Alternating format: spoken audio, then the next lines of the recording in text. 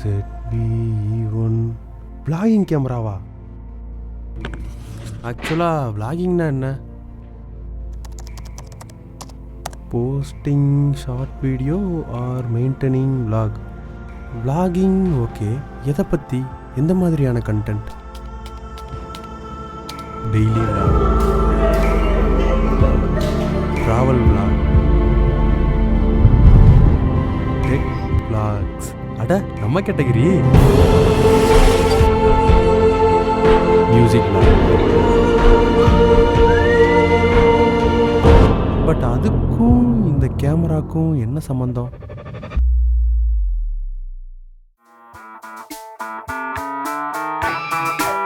எங்கடா அங்க இருந்த பொட்டியே காணா? I've got a rebel soul. I've got a rebel soul. பாட்டி, சோனிட்ட இருந்து ரொம்ப நாளா எதிர்பார்த்துட்டு இருந்த ஒரு கேமரா வந்துருச்சு. அன்பாக்ஸ் பண்ணிடுவோமா? பிரிச்சிருவோம். கேமரா தான் ஃபர்ஸ்ட். ரைட்.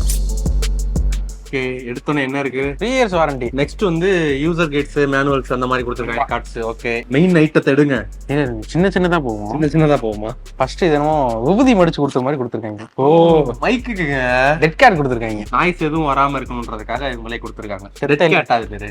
செத்தே இல்ல. செத்து பூனை. Next battery. அதே பேட்டரி. லென்ஸ். கிட் லென்ஸா? Okay, 28 to 60. ஓகே, இப்போ மெயின் மேட்டர் எடுத்துருவோமா? நீங்களே எடுத்துருங்க. இது ரொம்ப லைட் வெயிட்டா இருக்குங்க. பவர் பண்ணலாமா? சரிங்க. இல்ல அப்பத்தா சுருக்கு பை மாதிரி இருக்கு. ஏன்டா டேய், ஈகோ சிஸ்டம், பேப்பர் துணி மக்குற மாதிரி. நல்லா காம்பாக்டா இருக்கு. அடுத்து இது vlogging கேமரானால அந்த grip கொடுத்துருக்காங்க. இதுலயே வந்து ரெக்கார்ட் பண்ணிக்கலாம் போல. ஓ, வயர்ட் எதுவும் கிடையாது. User manual. கிரிப் கார்ட் போடுறது இருக்கு. போட்டோ எடுத்துக்கலாம். இதுலயே இருக்கு. Zoom wide. ஓகே, ஜூம் வைடுக்கு இருக்கு. லாக் பண்றது. ஸ்டாண்டாவும் யூஸ் பண்ணிக்கலாம். ட்ரைபாட் மாதிரி போட்டு நம்ம நிப்பாட்டி யூஸ் பண்ணிக்கலாம். ஆமா, இது எப்படி சார்ஜ் போடுவாங்க? சார்ஜிங் போட்டே காணாம. இந்த இருக்குல, இது நம்ம கொடுத்துருக்காங்க. சார்ஜிங் போட்ட மாதிரி இருக்கு. சார்ஜிங் போட்ல இல்லங்க, பேட்டரிங்க. பாக்ஸ பாத்தீங்களா? கேமரா பெட்டி அளவுக்கு ஈக்குவலா கொடுத்து வச்சிருக்காங்க. A7 R3ல இதே சார்ஜர் தான் யூஸ் பண்ணிட்டு இருக்கோம். அப்படியே தான் இருக்கு. சேமா அந்த இது டிசைன் எதுவுமே மாத்தவே இல்லை. அப்படியே தான் இருக்கு. ஓகே, நெக்ட் வந்து மைக்கு. சோனியோட ECM M1 மைக்னு நினைக்கிறேன். இது மட்டும் இல்ல, இதெல்லாம் எடுத்து ப்ராப்பரா வச்சு கொண்டு போக ஒரு பேக்கும் கொடுத்துருக்காங்க. சரி, எப்படி ஆரம்பிக்கலாம்? ரைஸ் சொல்லவா, நூடுல்ஸ் சொல்லவா? எப்ப பார்த்தாலும் சோறு சோறு சோறு. ப்ரோ, கேமரா பத்தி கேக்குறேங்க. ஓகே, டிசைன்ல இருந்து ஆரம்பிக்கலாமா? ரைட். பாடி எப்படி இருக்கு? கொஞ்சம் ஊத்தமா தான் இருக்கு ப்ரோ. அதை கேட்கல ப்ரோ. கேமரா பாடி எப்படி இருக்கு? நல்லா தான் இருக்கு. கருப்பா இருக்கு. இல்ல ப்ரோ, நீங்க சோனி A7 R3 யூஸ் பண்ணிருக்கீங்களா? ஆமா. அந்த பாடிக்கும் இந்த பாடிக்கு என்ன ஃபீல் பண்றீங்க? இன்னும் கொஞ்சம் காம்பாக்டா இருக்கு, சின்னதா இருக்கு. அதுல வி ஃபைண்டர் இருக்கும், இதுல இல்ல. எனக்கு ஒரு டவுட் பாண்டி. சோனி A7 R3ல ஈமௌண்ட் கொடுத்துருக்காங்க. இதுல எப்படி? எல்லா சோனி கேமராலையும் ஈமௌண்ட் தான் ப்ரோ. இதுலயும் அதே தான். கெனான் மாதிரி உலப்பிக்கலாம் இருக்க மாட்டாங்க. ஸ்டார்டிங்ல காம்பாக்டா இருக்குன்னு சொன்னீங்களா, அதுக்கேற்ற மாதிரி ஒரே ஒரு SD கார்டு ஸ்லாட் தான் இருக்கு. அது எப்படி பாண்டி? ப்ரொஃபஷனல் கேமரால 2 SD கார்டு ஸ்லாட் வேணும்ல, அப்பதான் ஒன்னு ஃபுல் ஆனாலும் இன்னொன்னு வச்சு மேனேஜ் பண்ண முடியும். ஆனா காம்பாக்டா வேணும்ல, அதுக்கு வேற வழி இல்ல. சரி, ரைட் விடுங்க. அட்லீஸ்ட் இந்த பட்டன்ஸ் அண்ட் டயல்ஸ் ஏதாவது பழைய மாடல்ல இருக்கிற மாதிரி கொடுத்துருக்கலாம்ல. கரெக்ட் தான் ப்ரோ. ஏன்னா aperture priority, shutter priority, manual mode மாத்தினாலும் உள்ள போய் தான் சேஞ்ச் பண்ண வேண்டியதா இருக்கு. ஆனா vloggers என்னென்ன தேவையோ அதெல்லாம் கொடுத்துருக்காங்க. இந்த பேக்ரவுண்ட் டீஃபோக்கஸ், ப்ராடக்ட் ஷோகேஸ், டக்குன்னு போட்டோ வீடியோ மாத்தணும்னாலும் ஒரு ஸ்லைட்ல வந்து மாத்திக்கலாம். அப்போ ஓவராலா காம்பாக்டா கொடுத்ததுல ஒரு சில விஷயங்கள் குறையா இருந்தாலும் vloggerக்கு என்ன தேவையோ அதை பக்காவா கொடுத்துருக்காங்க. மூடு ஒரே லென்த் பண்ற. ஆனா பேட்டரிலையும் காம்ப்ரமைஸ் பண்ணாம புதுசா வர சோனி கேமரா கொடுத்துருப்பாங்கல்ல, அதே தான் இதுலயும் கொடுத்துருப்பாங்க. இப்போ பழசு ஏதாவது வச்சிருக்கீங்கன்னா டக்குன்னு இதுலயும் மாட்டிக்கலாம். ஓவரால் டிசைனுமே நீட்டா தான் இருக்கு. ஏய் பாண்டி, இது டெலி லைட் தானே? கரெக்ட் தான் ப்ரோ. இந்த ரெக்கார்ட் பண்றப்ப நம்ம பாத்துக்கலாம்ல, நம்ம ரெக்கார்ட் ஆகுதா இல்ல டிஸ்ப்ளே ஃபிளிப் பண்ணி பார்க்காம கூட இதுல இருந்து இண்டிகேட்டர் வச்சு நம்ம பாத்துக்கலாம். ஓகே, ரெக்கார்ட் பண்ணிருக்கமா இல்லையா அப்படின்றத. சூப்பர்யா. சரி, வெளிய எல்லாம் பார்த்துட்டோம். உள்ள என்ன கொடுத்துருக்காங்க? ஸோ முன்னாடியே சொன்ன மாதிரி ஃபுல் ஃப்ரேம்ல ஸ்மாலஸ்ட் கேமரா இதுதான். எந்த அளவு காம்பாக்ட்னா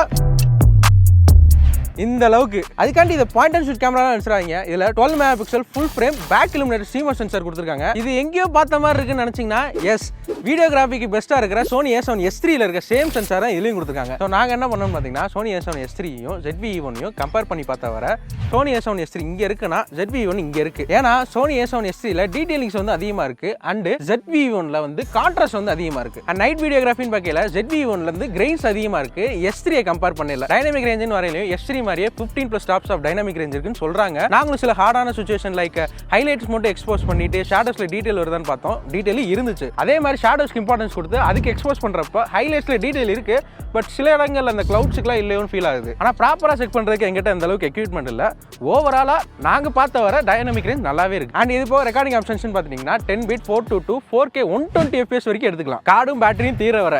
ஆனா என்ன, ஹீட் ஆகி அப்பப்போ ஆஃப் ஆயிருது. அப்புறம் எது கொடுக்குறாங்க எங்களுக்கும் தெரியல. 4K 120 1080ல மட்டும் இல்ல 1080 50 fpsலயே நாங்க செக் பண்றப்ப 2-3 தடவை ஆஃப் ஆச்சு. அதுக்கப்புறம் இப்போ வரை எந்த ப்ராப்ளம் இல்ல. நாங்க ரீசெண்டா எடுக்கிற வீடியோஸ்ல எல்லாம் டாப் ஆங்கிளுக்கு இதை வச்சு தான் யூஸ் பண்றோம். 1 மணி நேரம் 1.5 மணி நேரம் வரைக்கும் ஓடுது. எந்த ப்ராப்ளம் இப்போ வரைக்கும் இல்ல. தென் பிக்சர் ப்ரொஃபைல்னு வரையில நிறைய ஆப்ஷன்ஸ் இருக்கு. லாகுக்கு வந்து S-Log 3 இருக்கு, HLG இருக்கு. அண்ட் இது போக புதுசா வர சோனி கேமரால எல்லாம் இருக்கும்ல S-Cinetone அதுவும் இதுல கொடுத்திருக்காங்க. தென் போட்டோகிராஃபிக்கு வரையிலும் இந்த 12 மெகாபிக்சல் சென்சார் நல்லா தான் இருக்கு. யூடியூப் தம்ப்நெயிலுக்கு இன்ஸ்டாகிராம் போஸ்ட் போறீங்க, என் பெரிய போட்டோவை ஃப்ரேம் பண்ணி போட்டாலும் நல்லா தான் இருக்கும். பட் ப்ரொஃபஷனலா யூஸ் பண்றீங்க அப்படின்னா நான் ரெக்கமெண்ட் பண்ண மாட்டேன். ஏன்னா இதோட பர்பஸே வேற. ஸோ சிம்பிளா சொல்லணும்னா S3யும் ZV-1 ஒரே மாதிரி இருக்கிற அண்ணன் தம்பி. நம்ம 2 பேருமா இருக்கட்டும். அண்ணன் வந்து ஸ்ட்ரென்த்தும் இன்டெலிஜென்ஸும் இருக்கு.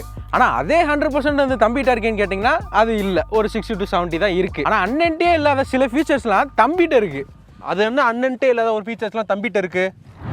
ஒன்னொன்னா சொல்றேன், நோட் பண்ணிக்கோங்க. வேற என்ன விடவா போற சொல்லி தொலை. First dynamic active stabilization. ZV-1ல 5.5 ஸ்டாப்ஸ் இன்பாடி ஸ்டெபிலைசேஷன் இருக்கு. பிளஸ் கிராப் பண்ணி ஆக்டிவ் ஸ்டெபிலைசேஷன் இருக்கு. இதுவும் பத்தலன்ட்டு இன்னும் கிராப் பண்ணி டைனமிக் ஸ்டெபிலைசேஷன் ஒன்னு கொடுத்துருக்காங்க. அப்படின்னா இப்ப நீங்க வாக் பண்ணிக்கிட்டே ஒரு வீடியோ எடுக்கிறீங்க.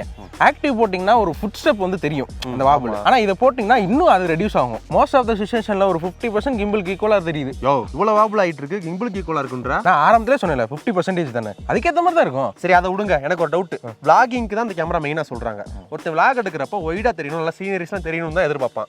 அங்க போய் கிராப் பண்ணி கொடுத்தா ஒண்ணுமே தெரியாது, மூஞ்சி மட்டும் தான் தெரியும். அப்புறம் எதுக்கு இந்த கேமரா vloggingக்கு? அது இருக்கு, கொடுத்துருக்காங்க. அந்த ஆப்ஷன் உங்ககிட்ட சொன்னேன். நெக்ஸ்ட் 8x கிளியர் ஜூம் கொடுத்துருக்காங்க. 8x ஆமா, இப்போ நம்ம 28 to 60 வச்சிருக்கோம். இன்னும் கொஞ்சம் ஜூம் பண்ணி எடுக்கணும் அப்படின்னு நினைச்சோம்னா இந்த டிஜிட்டல் ஜூம் யூஸ் பண்ணி ஜூம் பண்ணிக்கலாம். ஆனா குவாலிட்டியும் லாஸ் ஆகாது. பரவாயில்லையே. இப்போ நம்ம பார்த்தோம்ல ஒரு 2 ஃபீச்சர், இதை பேஸ் பண்ணி மட்டுமே AI ஃபீச்சர் நிறைய கொடுத்துருக்காங்க. அதில் ஃபர்ஸ்ட் ஆட்டோ ஃப்ரேமிங். இப்போ நம்ம கேமராவை ஸ்டாட்டிக்காக வச்சிருக்கோம்னு வச்சுக்கோங்களேன், சப்ஜெக்ட் எங்கே போனாலும் அதவே ட்ராக் பண்ணி அதுக்கு மட்டும் ஃப்ரேமிங்கை செட் பண்ணும். யோ இது ஆப்பிள் இருக்க சென்டர் ஸ்டேஜ் மாதிரியே இருக்கே.